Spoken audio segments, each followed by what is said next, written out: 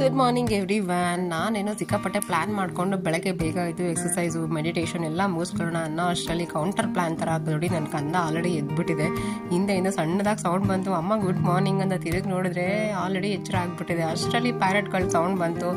So ಸಿಟೌಟಿಗೆ ಎತ್ಕೊಂಡು ಬಂದೆ, parrot ತೋರಿಸೋಣ ಅಂತ. ಎರಡು ಬಂದಿದೆ. ಮರದಲ್ಲಿ ಕಾಯಿಗಳಿರುತ್ತೆ, ಕಾಯಿನ ತಿನ್ನಲಿಕ್ಕೆ ಬರುತ್ತೆ ಅವಾಗ. ಆ ಮರ ಯಾವ ಕಲರ್ ಇದೆಯೋ ಅದೇ ಸೇಮ್ ಕಾಂಬಿನೇಷನ್ ಇದೆ ಪ್ಯಾರೆಟ್ಸ್ದು, ಗೊತ್ತೇ ಆಗೋದಿಲ್ಲ ಸಡನ್ನಾಗಿ ನೋಡಿದ್ರೆ.